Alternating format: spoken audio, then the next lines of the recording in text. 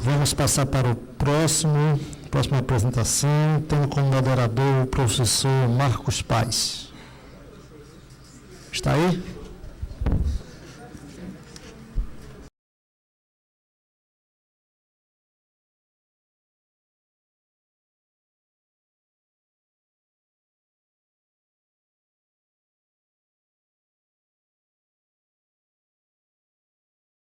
Dando continuidade ao seminário, o próximo trabalho será apresentado pelo professor Luiz Carlos, cujo título será Estudo da conexão da hidrelétrica de Belo Monte ao Sistema Interligado Nacional através da alternativa de transmissão em meia onda. Professor Luiz Carlos,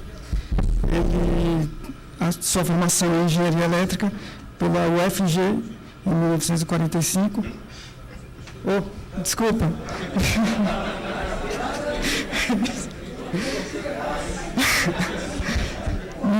Retificando, 1995, mestrado na Unicamp em 1997, doutorado também na Unicamp em 2001.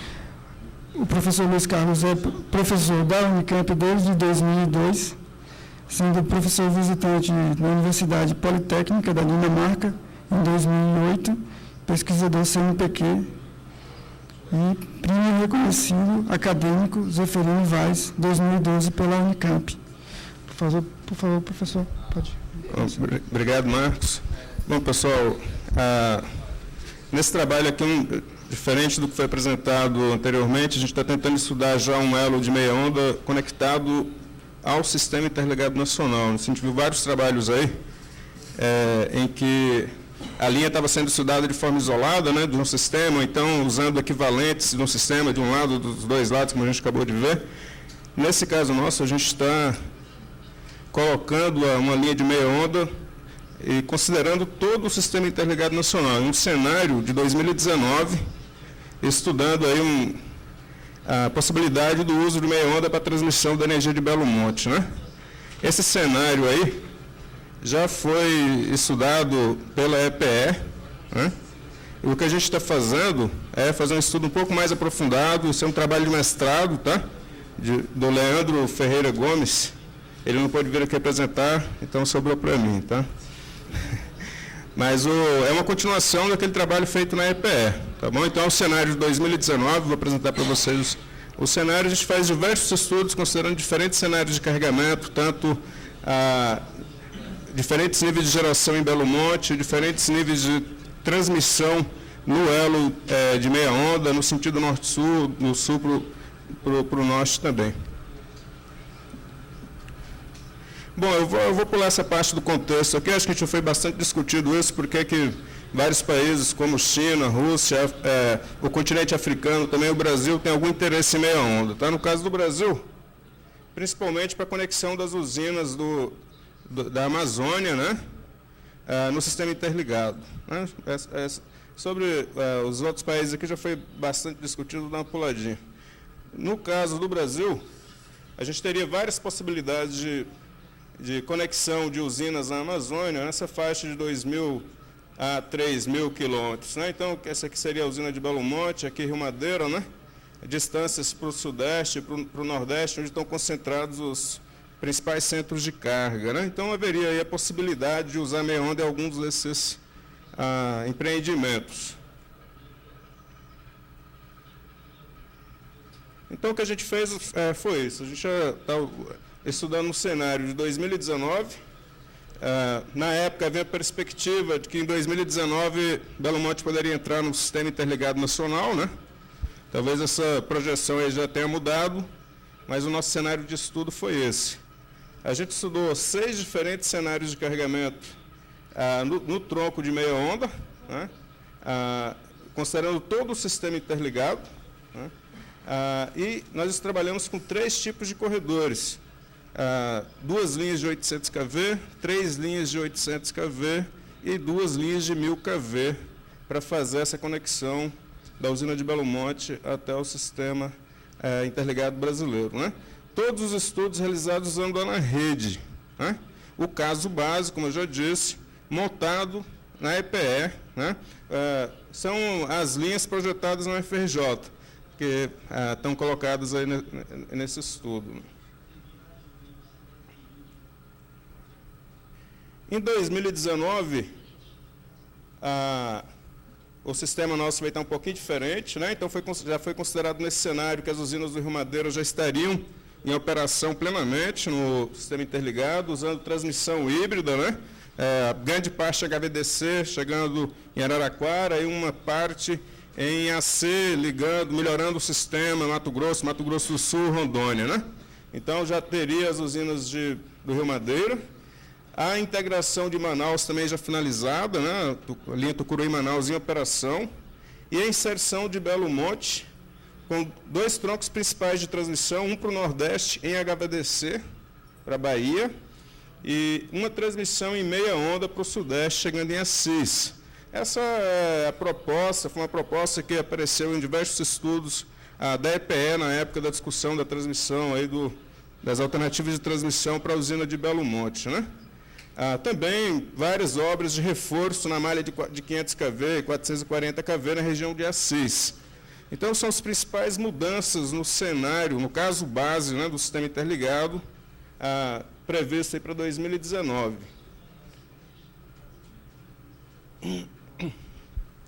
Os cenários do sistema interligado são 5 cenários de carga pesada e 1 cenário de carga leve.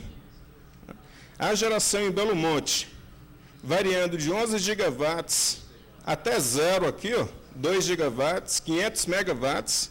A gente vai ter uma ampla variação na geração de Belo Monte, né? Em função do regime de chuvas e da falta de reservatório nessa usina, né?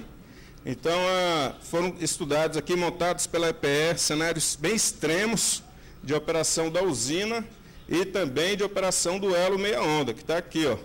Aqui tem cenários onde ele está levando do norte para o sul 6.800 megawatts, 7.300 megawatts, 2.173 megawatts do sul para o norte, em inversão de fluxo aqui, 880 megawatts do norte para o sul, 4.400 megawatts do sul para o norte. Aqui nessa situação, Belo Monte está totalmente parado, não está gerando nada. E mais um cenário aqui em carga leve, bastante geração em Belo Monte, mandando para o sul-sudeste 7.150 megawatts. Isso aqui são os cenários de operação da meia onda, né? E aqui o elo CC novo, né? Que leva energia para o Nordeste. Nesse cenário aqui está levando 3.500, de Belo Monte para o Nordeste, 3.500. Aqui o Nordeste está devolvendo para o Norte, né? Aqui também o Sul-Sudeste está mandando para o Norte para atender carga em Manaus, né? Isso aqui é a Tucuruí-Manaus. Então, aqui tem diversos cenários de operação aqui, alguns cenários bem extremos, para tentar verificar se a operação da meia onda nessas condições extremas poderia ser razoável ou não, né? Esse relatório da EPE vem para alguns cenários, principalmente com pouco carregamento aqui no LCA, onde a eficiência do LCA está em torno de 50%, 40%, 60%. Então, nesses cenários críticos, uma coisa que surgiu aí é que a eficiência da linha, as perdas seriam gigantescas, principalmente em situação de carga leve na linha, pouco carregamento no LCA, né? Nas situações em que o carregamento aproximava mais da potência característica, o relatório da EPE mostrava eficiência de 16%, 18%, 20%. Então, um desafio que a professora Maria Cristina trouxe para a gente foi tentar estudar esse caso aí e tentar ver se seria possível melhorar esses índices de desempenho, principalmente a eficiência da linha, diminuição das perdas. Então, esse foi o principal objetivo desse trabalho de mestrado.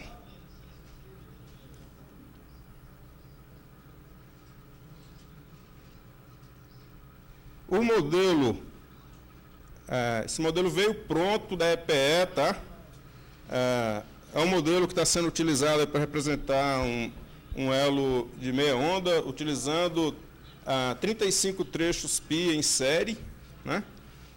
Somente a linha de 1000 kV foi a gente que configurou e colocou aqui no relatório da EPS. Só tinha duas alternativas, duas linhas de 800 kV e 3 linhas de 800 kV. A gente estudou também 2 linhas de 1000 kV para esse sistema, mas sempre utilizando os 35 trechos pi em série. Comprimento total 2.644 quilômetros, saindo de Altamira e chegando em Assis. Tá?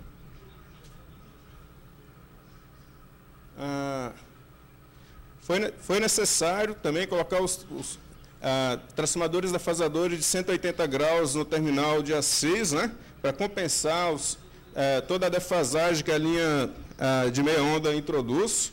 Então, no caso base, montado pela EPE, já veio aqui um transformador defasador de 180 graus, a gente está usando isso aqui, e o elo de corrente contínua para a Bahia, esquece esse troço aqui no meio, já também veio modelado no caso base da EPE. Tá?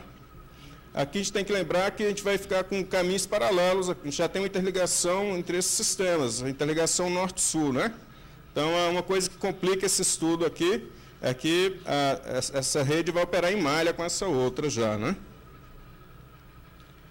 E o que a gente usou para tentar melhorar esses índices de desempenho, mais especificamente as perdas, mas também perfil de tensão e perfil de corrente na linha. Ajustar os TAPs, controlando a tensão nos terminais nos terminais aqui de entrada e de saída da linha. Então, a gente está trabalhando com essa ideia que não é nova, né? Surgiu já em vários trabalhos de meia onda, de trabalhar com transformadores com larga variação de TAP, né? Para poder fazer um controle da tensão bem amplo nos dois terminais, de maneira a manter a potência transmitida sempre próxima da potência característica. Tá? Uma coisa que a gente introduziu também nesse trabalho é que a gente pode ter algum ganho nesses índices de desempenho, ajustando também a defasagem. Então, além de um transformador defasador aqui de 180 graus, a gente poderia ajustar essa defasagem aqui levemente para conseguir também melhorar esses índices de desempenho. Isso é uma coisa que a gente trabalhou também nesse projeto aí. Esses são os dados das linhas de 800 kV e 1000 kV. Essa é a potência característica de cada uma. 8.100 é a potência característica da linha de 1000 kV. 4.800 a potência característica da linha de 800 kV. A gente já sabe, né, que a eficiência de uma linha de meia onda ela é máxima na potência característica, né? E também quando o fator de potência nos terminais da linha estiver próximo de 1. Então, esses aí foram dois aspectos que a gente trabalhou. O que a gente vai tentar fazer é, independente do nível de potência que você queira transmitir na linha, a gente vai ajustar a linha para que aquele nível de potência esteja o mais próximo possível da potência característica. Então, essa linha nossa aí, ela vai ter uma tensão nominal que é 800 kV, mas a tensão operacional dela nós vamos variar. Pode ser 200, 400, 500, 600 kV, de tal maneira que a potência que eu estou transmitindo esteja o mais próximo possível da potência característica. E vamos tentar fazer alguns ajustes também para que o fator de potência, ou a potência reativa transmitida na linha esteja sempre o mais próximo de zero, o fator de potência o mais próximo de 1 possível. Tá? Então, são esses dois aspectos que a gente vai trabalhar, são aspectos já aí, bem conhecidos e discutidos em relação a essa linha de meia onda. Né? Então, o que a gente faz aqui? Ó? Então, a gente vai utilizar esses transformadores com larga faixa de variação de TAPs. Então, ó, se for um transformador de 500 para 800 kV, essa é a relação nominal dele, mas eu posso botar ele operando de 500 para 300 kV no secundário, se eu quiser. De 500 para 400, 500 para 500, 500 para 600, eu posso variar esse TAP no secundário livremente. Né? Isso aqui é só simulação por enquanto, então é fácil a gente fazer isso. Né? Então, o que a gente faz? Para cada cenário, em função do nível de carregamento que eu tenho no elo, eu vou calcular a tensão de operação da linha, de tal maneira que aquela potência que eu quero transmitir seja exatamente a potência característica. Então, nós chamamos isso aí de TAP ideal. Então, o TAP ideal seria esse aqui, ó.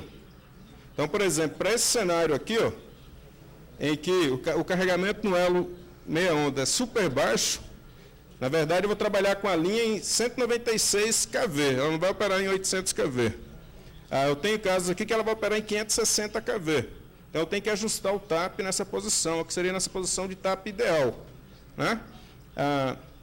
De tal maneira a garantir sempre isso aqui, ó, que a potência transmitida seja igual à potência característica. Tá? Então, a gente faz isso, só que com essa larga variação aqui do TAP, quando eu mexo no TAP, eu ajusto a tensão, mas eu vou afetar também a potência transmitida. Essa coisa não converge em uma iteração. Quando a gente fala de transformadores convencionais, o TAP está sempre próximo de 1 PU, a mudança do TAP varia pouco a potência ativa transmitida na linha. Nesse caso aqui, como a gente está mexendo no TAP de forma larga, quando eu mexo no TAP, eu mexo na potência transmitida. Então, a gente tem que ficar fazendo ajustes consecutivos em torno desse TAP ideal para procurar o ponto onde as perdas são mínimas, né, maximizar a eficiência da linha. E tentar garantir também aquela potência de referência que eu quero transmitir naquele cenário. Né? Então, aqui seria o cálculo desse TAP ideal para todos aqueles cenários, considerando 3 linhas de 800 kV e 2 linhas de 800 kV. Né? Aqui, em 2 linhas de 800 kV, a gente vai trabalhar com nível de tensão um pouco mais alto. Em 3 linhas, você vai ter que derrubar mais ainda o nível de tensão da linha. Né? Então, o que a gente faz? A gente acha esse TAP ideal, a gente cria 5 valores abaixo e 6 acima desse TAP ideal, então a gente fica com 12 posições de TAP. Seria mais ou menos 10% de variação de TAP em torno desse ideal. E o que a gente vai fazer é uma varredura. A gente fixa o TAP no terminal de envio e varia as 12 posições no terminal de saída. A gente varia de novo o TAP para outra posição no terminal de envio, varia tudo de novo no terminal de saída. Então, para cada cenário, a gente vai calcular 144 casos. E aí a gente vai tentar analisar a eficiência, as perdas na linha em todos esses cenários. Resultado, muitos desses cenários aqui divergem, não é na rede. Por quê? É um cenário de longo prazo, é um caso base que ainda não tem muita estabilidade, né? Então, às vezes, você vai rodando isso aqui, mexendo no TAP, está convergindo. De repente, você mexe no TAP mais uma vez, diverge. Né? Então, o Leandro teve um bom trabalho aqui, mexendo nas possibilidades que o AnaRede traz para tentar melhorar a convergência. Nem sempre a gente consegue convergir todos esses cenários aí, não. Resultado, pessoal. Fazendo esse ajuste, tá? Então, esse aqui é o que a gente recebeu da EPE sem ajuste, ó, para aqueles cenários todos. Então, a gente tinha, esse aqui seria as perdas na linha, para o primeiro cenário, 13,18%, para aqueles cenários onde o carregamento na linha estava bem baixinho, perdas, 56%. Fazendo esse ajuste, a gente encontrou esse resultado aqui, para aquela varredura de TAP. O melhor resultado, 12,38% nesse cenário, 12,43% nesse cenário. Em todos os cenários, olha aqui, de 24%, a gente consegue levar as perdas para 12,45%. 56% aqui, ó, a gente conseguiu levar para 15%. Né? Então, em todos os cenários, também considerando o corredor com 2 linhas de 800 kV, a gente conseguiu diminuir as perdas comparadas com o caso que a gente chamou aqui sem ajuste. Tá? Então, uma conclusão inicial. Não dá para operar a linha de meia onda fora da potência característica, principalmente com pouco carregamento, senão você vai ter perdas exorbitantes. Aqui a linha estava transmitindo 800 megawatts. Só que lá no terminal de saída estava chegando 300 e pouco, né? Aqui também ela está transmitindo 800 megawatts. Então está chegando 700 lá no terminal de saída. Alguma coisa nesses valores aí. Então, é preciso que seja feito esse ajuste, manter a linha sempre próximo da potência característica. Aqui a gente mostra o perfil de tensão de alguns cenários, antes do ajuste e depois. Então, como a linha fica próxima da potência característica, ela ganha aquele perfil de tensão que a gente já está acostumado, que é plano, né? Esse perfil plano, por quê? Porque a linha está operando próxima da potência característica.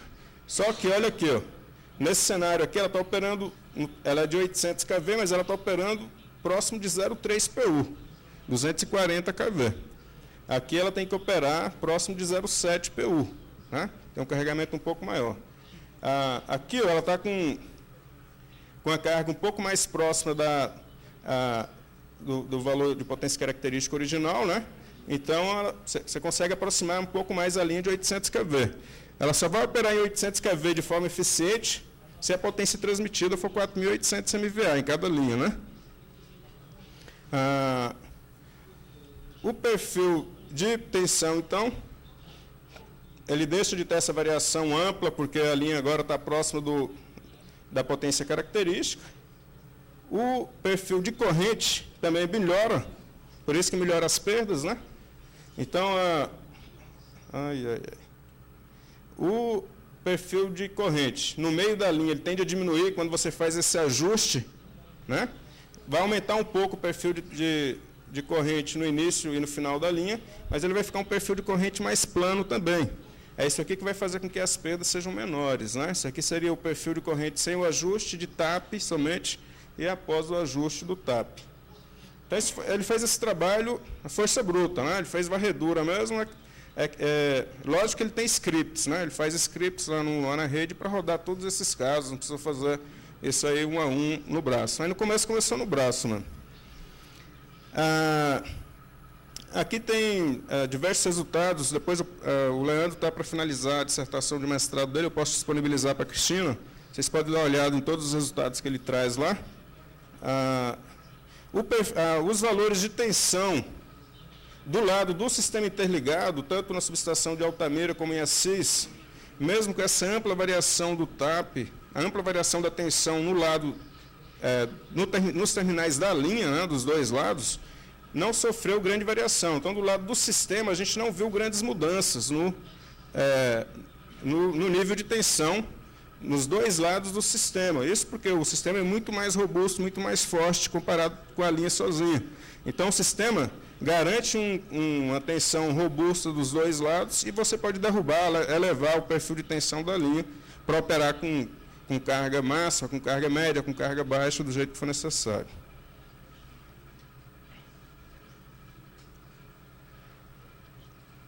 O que a gente percebeu? Aquilo que eu estava comentando com vocês, ó. Fazendo algumas simplificações aqui, desprezando a resistência, dá para a gente ver o fluxo de potência, né, vai ser função das tensões terminais, da abertura angular. Se eu tiver um defasador, isso vai afetar também o fluxo de potência. Mas a gente vê aqui que é inversamente proporcional ao TAP. Então, o que significa isso aqui numa linha convencional? O TAP não afeta muito o fluxo de potência, porque ele vai estar sempre próximo de 1 PU, né? Mas quando eu faço uma variação ampla do TAP aqui, o fluxo de potência vai mudar, não fica fixo. Por isso que eu tenho que mexer no TAP, depois eu vou ver a potência que vai resultar, ajusto o TAP de novo, porque eu tenho uma potência de referência que eu quero jogar no elo em cada cenário, né? Então, por exemplo, quando eu calculo aquele TAP ideal, eu não consigo jogar os 6.800 que estava definido como referência para aquele cenário, porque 6.300. Sempre tem uma diferença aqui, ó. Principalmente quando a carga da linha está muito baixa, essa diferença pode ser significativa. Para ter um controle de potência efetivo na linha, não basta ajustar o TAP. Então, por isso que a gente resolveu também fazer alguns estudos ajustando o ângulo de defasagem. Então, você teria no final da linha um defasador de 180 graus, por exemplo, em série com outro defasador de mais ou menos 30 graus, ou sei lá, a gente tiver um transformador que junta tudo isso, não sei. Mas lá na simulação a gente mexe nesse ângulo aí do jeito que a gente quiser, né? Para ver o impacto. Essa foi a ideia. Então, por exemplo, aqui para alguns cenários, principalmente cenário de carga leve, fica difícil a gente controlar o fluxo de potência só ajustando o TAP. Então, a gente mexeu no ângulo de defasagem. A gente mexeu aqui, estava 210 graus, passou para 220 no primeiro cenário, 180 a gente diminuiu para 165. Isso aqui é um cenário em que o sul-sudeste manda para o norte, né? E aqui no outro cenário a gente aumentou 10 graus também. Se a gente faz um cálculo aí, ó, a gente vê que o impacto no fluxo de potência, que sem ajuste estava assim, ajustei o TAP, mas não consegui o fluxo que eu queria, mas se eu mexer na defasagem, eu consigo empurrar esse valor aqui para mais próximo dessa referência. Tá? Então, o que a gente viu aqui é a mesma coisa para considerando 3 ou 2 linhas. Né? É fundamental também a gente ter capacidade de ajuste na defasagem, para ter um controle mais fino do fluxo de potência que vai passar na linha, se a gente quiser ter um controle daquele fluxo de potência. Né?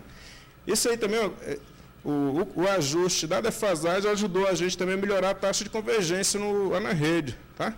Então, esse aqui é um exemplo de cálculo de sucesso na convergência. Tá?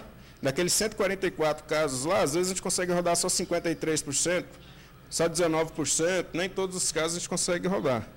Mas quando a gente coloca aqui no cenário onde a linha está com pouca carga, né, a gente trabalha com a defasagem, a gente consegue aumentar essa taxa de sucesso na convergência.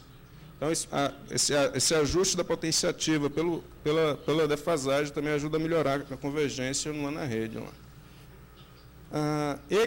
Fazendo um ajuste na fase também, está chamando aí de um ajuste fino, o que a gente conseguiu naqueles cenários todos? Estão aqui todos os cenários. Aqui seria o rendimento, as perdas da linha, aliás, né? Ajustando só o TAP. E aqui, ó, as perdas da linha ajustando também a defasagem. Então, em todos os cenários, a gente conseguiu levar as perdas para esses patamares aqui de 12% e 13%. Tá? Em todos os patamares. Mas, fazendo ajuste tanto no TAP, como também fazendo ajuste na defasagem no final da linha. Então, a gente está trabalhando com aquela faixa lá de mais ou menos 30 graus, além dos 180 graus, que é a correção natural lá da meia onda. Né? Então, você faz simulações e encontra qual é o ponto de defasagem que minimiza as perdas. Então, isso aqui seria, mesmo um trabalho manual, força bruta, seria o ponto de operação onde as perdas seriam mínimas, para cada um daqueles cenários, garantindo que o fluxo de potência na linha está próximo daquela referência estabelecida em cada um dos cenários da EPE. Aí, a gente começou a trabalhar um pouco também sobre o fator de potência, o fluxo de reativo nas linhas. Tá? Então, a gente já está mexendo no TAP, na defasagem, para controlar a potência ativa.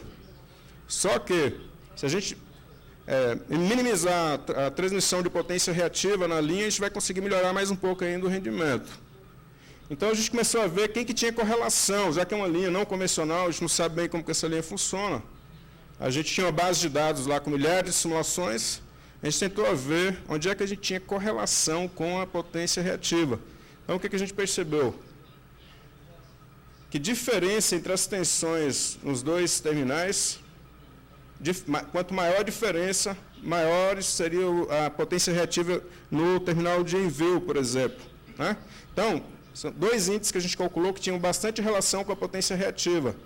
A diferença entre as magnitudes das tensões e também uma relação aqui entre a tensão do terminal de envio com a tensão do terminal receptor. Isso tem correlação próximo de 1. Né? Então, para minimizar o desvio, o fator de potência ou a potência reativa nos dois terminais, a gente tem que trabalhar com tensões próximas nos dois terminais de envio e de recepção. Tá? Como é que a gente pode fazer isso aí? Através do ajuste dos TAPs também. Né? Então, você tem que aproximar o TAP de um TAP ideal para conseguir garantir que a linha vai estar próxima da potência característica, aí você ajusta a potência ativa usando a defasagem e faz um ajuste fino da potência reativa usando o TAP nos dois terminais, garantindo que as duas tensões nos dois terminais estejam sempre próximas. Então, dessa maneira aí você consegue melhorar eu já expliquei isso aqui, já vou mostrar direto um resultado aqui. Ó, esse aqui é o fluxo de potência reativa na linha. Tá? Fazendo esse ajuste, mexendo no TAP nas duas posições, aqui está fixo o TAP no terminal receptor, eu estou variando o TAP no terminal emissor. Se eu fizer isso aqui para todas as combinações, eu posso encontrar uma combinação aqui, ó, em que eu tenho muito pouco fluxo de reativos na linha, tenho muito baixa injeção de reativo nos dois terminais. Então, isso aqui vai levar o fator de potência para mais próximo de 1. Né? Então, esse ajuste do TAP em torno daquele TAP ideal pode melhorar o perfil de potência reativa na linha, diminuindo mais um pouco as perdas, melhorando um pouco mais o desempenho da linha. Como é que está meu tempo aí? Acabou? Não, pode finalizar. A gente fez estudos para essas duas linhas de 1000 kV, os resultados foram similares, tá? Depois eu posso passar a dissertação para vocês ver esses resultados aí. Eu vou pular aqui para uma parte final, onde ele trabalhou um pouquinho com injeção e extração de potência em pontos intermediários, tá? Dentro desse cenário todo aí, sistema interligado inteiro, a linha de meia onda, a gente começou a colocar cargas, a geração em pontos intermediários, a 1/4, a 2/4, a 3/4 da linha. Tá? A gente fez 2 testes, como, por exemplo, aqui as 3 linhas de 800 kV, elas saem e chegam no mesmo barramento, né? Se a gente tirar de uma linha só, você ia produzir algum desequilíbrio aqui na operação das 3 linhas. Então, a gente fez 2 testes, tirando de uma linha só, uma quantidade de potência aqui, e tirando das 3 linhas, a quantidade de potência distribuída entre as 3 linhas. A gente trabalhou com 50, 100, 150, 200, até 300 megawatts. E nessas posições, né, que eu falei, 1/4, 2/4, 3/4. A linha está otimizada. A gente fez aquela otimização ali, mexendo no TAP, na defasagem, ajustando a potência de referência que a gente queria, né? E aí a gente coloca essa injeção, assim, de 50 a 300 em 1/4 da linha. Isso aqui é a mudança no perfil de tensão. Foi pequena a mudança, para essa faixa de potência que a gente está extraindo. Isso aqui é no meio da linha. Quando eu coloco no meio da linha, uma injeção de 0 a 300, isso aqui para um primeiro cenário, um cenário de bastante geração em Belo Monte e bastante transmissão no elo. Quando tem bastante potência sendo transmitida no elo, se eu faço essa extração aqui, eu vejo pouca mudança no perfil de tensão da linha. Portanto, significa que ela não saiu muito da potência característica. No perfil de corrente também é a mesma coisa, não vejo muita mudança. Porque a linha está naquele cenário de alto carregamento. Aqui é 3/4 da linha. 3/4 da linha, a gente começa a ver um pouco mais de impacto no perfil de corrente. Esse aqui é o perfil de corrente. Tá? A gente vai mostrar como é que ficaram as perdas nesses vários cenários aí. Aqui, no cenário em que tem pouco carregamento na linha, em torno de 800 megawatts, quando eu faço extração aqui, ó, de 50 até 300, a 1/4 da linha, eu já vejo que o perfil de tensão vai ficar bem diferente daquele perfil que estava ajustado, otimizado. Né? Mesma coisa com o perfil de corrente. Eu vejo aqui que já vou ter um impacto mais significativo no perfil de corrente. Né? Porque aqui a linha está em baixo carregamento. Então, se eu faço uma extração de 300 megawatts, aqui eu vou ter um impacto maior. Para muitos casos aí, a gente não conseguiu convergência nenhuma com extração acima de 300 megawatts. Aqui, por exemplo, esse caso aqui só vai até 200, está vendo? A gente não conseguiu ir até 300, aqui o problema de divergência do fluxo de carga, né, no caso do ana-rede. Ali a gente está tirando das 3 linhas ao mesmo tempo, tá? Quantidades iguais de cada uma. Né? O que está colocado aqui? A gente... Oi? A gente... Eu já falei isso aqui tudo, vamos pular isso aqui.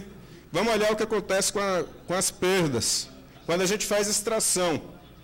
Aqui, ó, que eu estou extraindo 50 megawatts nos vários cenários. 50, 100, 200, 300. Não vê aqui, ó, grandes mudanças em termos do rendimento da linha. Em alguns casos até melhorou. Caiu um pouquinho o rendimento à medida que eu faço uma extraçãozinha ali. Né? Então, a pequena extração de potência ao longo dessas linhas, aqui para as 3 linhas de 800 kV, aqui 2 linhas de 1000 kV, que a gente tem alguns resultados para de 1000 kV, dá para ajustar também a eficiência, até de 10% a 12%, né? Não provocou grande impacto na eficiência da linha. Conclusões. Está dando tempo? No caso de uma linha com larga variação do carregamento ao longo do ano, né, que é o caso de Belo Monte, é necessário o uso de métodos de controle das perdas. Então, você vai ter que fazer isso controlando o nível de tensão operacional da linha, ajustando o nível de defasagem. Isso é uma possibilidade para se conseguir isso.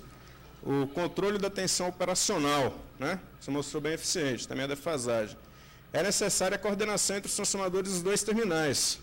Não pode ser descoordenado um controle do outro. A gente não está preocupado aqui com dificuldades construtivas para esses transformadores todos aí. A gente só está fazendo simulação, tá? Em cenários de longo prazo, já acabou de ser mostrado pelo Antônio Carlos aqui, com várias usinas em operação, essa variação no fluxo de potência na linha não seria tão grande, mas esse problema aí seria minimizado, né? Não seria um problema tão complexo. A manipulação dos TAPs dos transformadores pode ser usada para o controle de fluxo de reativos. Dá para você ajustar a potência ativa e a potência reativa. O uso da defasagem dos transformadores defasadores foi eficiente para o controle de carregamento, para um ajuste fino da eficiência também. No caso de longo prazo, com a entrada de várias usinas, seria mais interessante as duas linhas de 1000 kV, né? Aí você poderia ter essa ideia do hub aí, de várias usinas jogando energia no elo. Tá? Mais conclusões. A conexão de cargas ou geração pode ser realizada desde que trabalhe com potências até 200 megawatts. Essa conclusão aqui tem a ver mais com o problema de divergência que a gente começou a encontrar no fluxo de carga. Tá? Mas não, um problema que a gente teria nesses TAPs aí, mas uma possibilidade seria usar conversores para ajustar a tensão, né? É que uma variação na tensão operacional da linha iria demandar também um controle de tensão no transformador de atendimento daquelas cargas intermediárias ali. Mas o Antônio Carlos já mostrou a possibilidade de usar conversores para fazer isso. Né? A conexão em todos os circuitos paralelos é mais estável, porém também é mais cara. Né? Se você retirar de uma linha só ou de 3 linhas, vai dar um resultado melhor. Bom, pessoal, esse é o trabalho do Leandro, ele está finalizando o mestrado, vai defender em janeiro. E eu acho que é o desafio que a professora Maria Cristina deu para a gente lá, acho que tá bom, a gente conseguiu alguns resultados interessantes.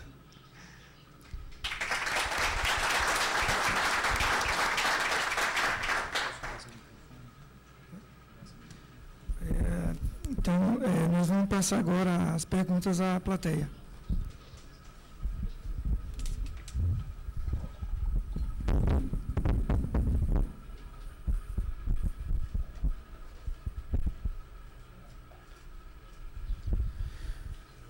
A essa hora da noite, Maurício Areia, desculpa, o FRJ, a essa hora da noite eu nem sei se lembrar do professor Portela e talvez uma metáfora que ele me disse, eu não sei nem se o tradutor vai conseguir passar bem para o russo e competir, porque a gente sabe que um elo CC a gente reduz a ordem de corrente, reduz as perdas na linha e em casos de carga leve eles estariam aí ganhando da meia onda e a gente agora tentando operar a meia onda com um TAP de um transformador que na simulação dá certo, você mesmo brincando contigo mesmo, será que isso seria factível, né? Os custos disso. Era só esse ponto que eu queria lembrar. Talvez, será que a gente tem que olhar por essa parte? Quer dizer, temos que olhar na possibilidade de ficar com meia onda, com um carregamento de 30%? Faz sentido? Para que se construiu esse grande corredor? Para transportar esse grande bloco de energia. Aí o planejamento errou. Era só esse ponto, que talvez a Cristina possa... A gente já levou bronca do professor Portela junto.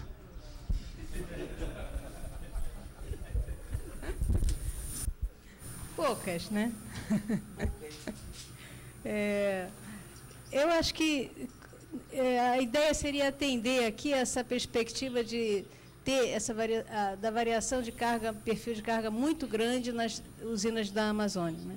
Mas a proposta realmente seria fazer do meia onda um corredor para escoar grandes blocos de energia, de preferência flat, né? O tempo todo a mesma potência. E não essa variação, mas quando a EPE faz um plano de 2019 e joga meia onda com uma perda de 50%, você tem que mostrar que não é bem assim. E, na verdade, esse transformador defasador, ele é um pouco mais caro, porque você tem uma variação que não vai ficar mais na faixa dos 10%, você vai abrir essa faixa, né?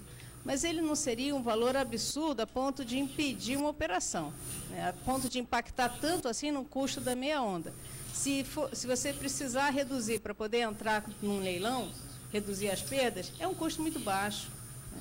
O transformador não é um preço, como a gente vê em alguns trabalhos, tão exorbitante assim. Nem o transformador de 180 graus, que na verdade não precisaria ser necessário se você tivesse uma subestação dedicada, assim como você tem uma subestação para o HVDC, quer dizer, que você poderia ter algumas máquinas dedicadas, por exemplo, para meia onda. E aí você não precisaria do transformador defasador, né? Você poderia ter também o transformador de 180 graus. Você poderia ter algumas máquinas dedicadas para meia onda e você já ajustaria a tensão de chegada, eliminaria esse transformador. Da mesma forma, agora, em relação ao transformador defasador, para você fazer esse ajuste mais fino, se você precisa transmitir 300 megawatts numa linha que é para passar 6.000, aí você tem que fazer algum jogo, né? Tem que mexer nessa tensão de operação. Ah, mas então aí, deixa eu manter meu emprego, deixa eu botar uma eletrônicazinha de potência lá. Para a gente chegar num acordo, né? Acho que já, desculpa, era só um comentário.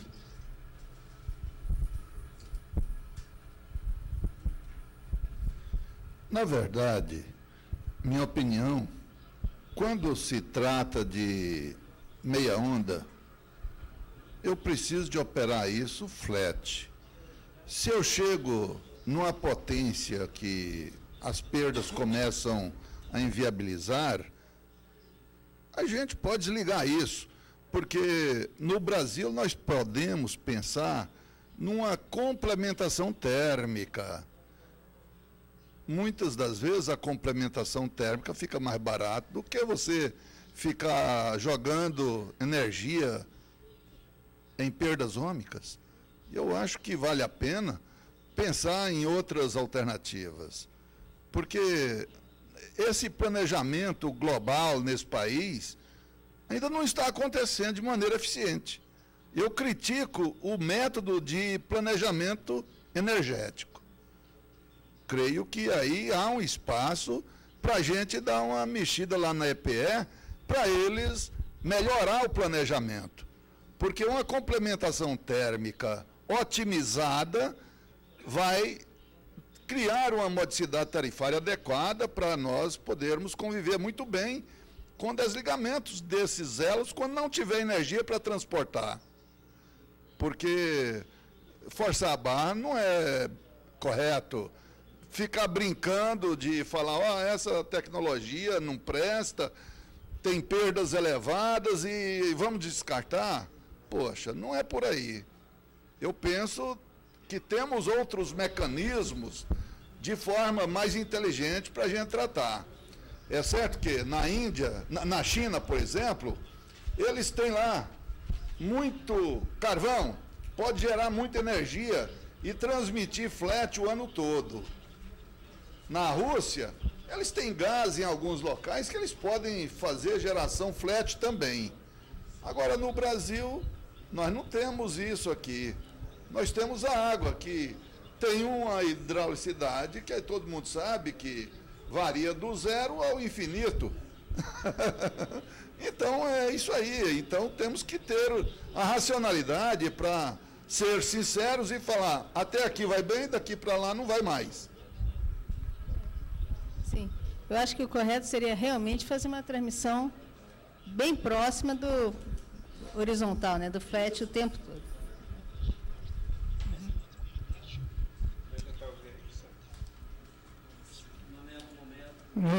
Когда речь идет о работе полуволновой линии, то возможны два случая.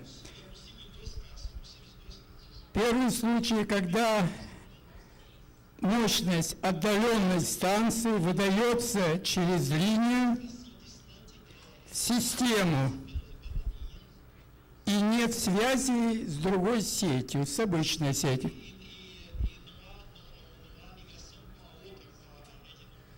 И второй случай, когда по пути линии полуволновой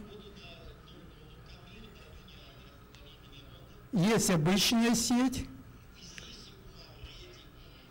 и мы должны работать параллельно с ней. Вот как раз этот доклад посвящен второму случаю.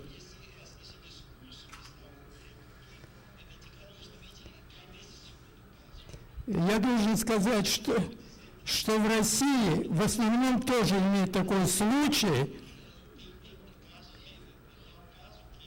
когда полуволновая линия должна работать параллельно с обычной сетью. Поэтому эти вопросы у нас хорошо изучены,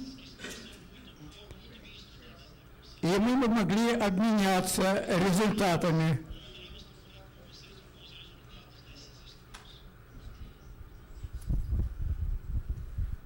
Ok, thank you. Спасибо. A proposta, então, é fazer... A ideia do seminário, realmente, é trocar informação, né? E motivar os pesquisadores, tanto aqui quanto fora, a continuar trabalhando com a meia onda. Eu acho que, como vocês têm uma grande bagagem nessa parte de meia onda, com certeza queremos a colaboração.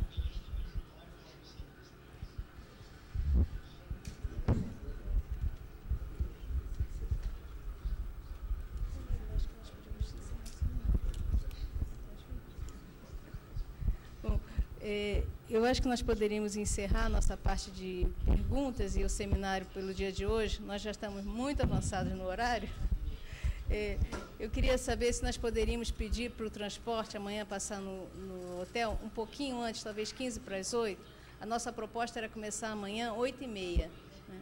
Eu deixei a nova programação ali fora. Nós estávamos marcados para 9 horas, mas não vai dar certo. Então, 8h30.